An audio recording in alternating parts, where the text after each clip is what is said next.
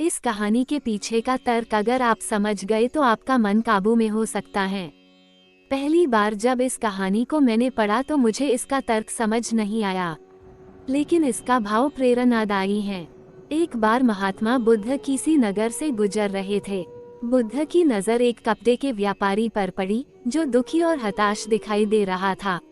बुद्ध चलकर उनके पास गए और पूछा कि हे भांते, तुम इतने उदास क्यों हो? अगर तुम मुझे अपनी चिंता का विषय बताओ तो मैं तुम्हारी कुछ मदद कर सकता हूँ।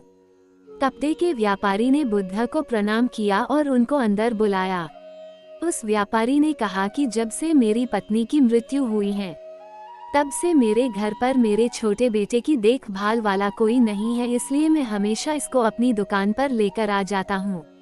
लेकिन मेरी दुकान पर आने वाले हर ग्राहक की पगड़ी को उछालकर फेंक देता है, कभी कभी उनका झोला उठाकर बाहर फेंक देता है। मैंने इसको बहुत समझाया, डांटा, लेकिन यह नहीं समझा। इसकी इस हरकतों की वजह से मेरे सारे ग्राहक खुद को अपमानित मानकर वापस चले जाते हैं। बुद्ध बोले, मैं तुम्हारी सहायता कर सकता हूँ, पर तुम मुझे वचन दो कि मैं जो भी करूँगा तुम उसमें दखलंदाजी नहीं करोगे, ना ही कोई प्रश्न करोगे। व्यापारी बुद्ध को वचन दे देता है। अगले दिन बुद्ध एक पगड़ी पहन कर आए और एक ग्राहक की भांति आकर बैठ गए। व्यापारी का बेटा आया और बुद्ध की पगड़ी को उछाल दिया। महात्मा बुद्ध मुस्कुराए और कहा, बहुत अच्छा, जाओ उस पगड़ी को वापस लेकर आओ। वो बच्चा दौड़कर गया और पगड़ी लाकर बुद्ध को दे दी।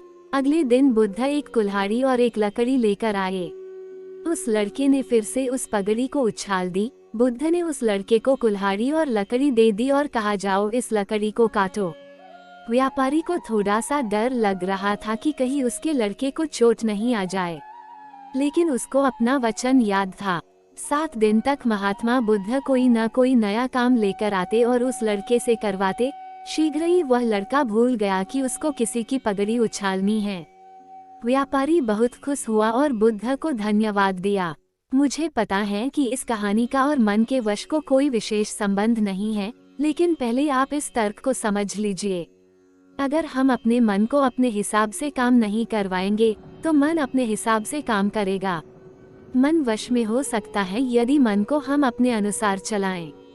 मन 2 तरीकों से, एक, मन अपने हिसाब से काम कर सकता है, या 2, मन को हम अपने हिसाब से काम करवा सकते हैं। बुद्ध से मिलने से पहले उस लड़के का मन और दिमाग अपने हिसाब अनियंत्रित रूप से काम कर रहा था, लेकिन बुद्ध ने उस लड़के को अपने अनुसार काम करवाए, जिससे उसकी आदत ही बदल गई। कभी भी हम अपने मन के विचारों को रोक नहीं सकते और ना ही रोकना चाहिए। आपको यदि जीवन को खुशियों से भरा जीना है तो अपने मन में आने वाले गंदे और को विचारों को अच्छे और सुविचारों में परिवर्तित करना होगा। इसके लिए आप अच्छे व्यक्ति, लोगों के संपर्क में और अच्छी किताबों के सानिध्य में रहने का प्रयास करें, अर्थात नित्य स्वाध्याय को अपने जीवन में अपने अच्छी आदत जीवन में आते ही जीवन में पूर्णता परिवर्तन निश्चित रूप से आ जाएगा। शुक्रिया, थैंक यू। चैनल को सब्सक्राइब करें, लाइक करें, शेयर करें। जय श्री महाकाल, जय बम भोले।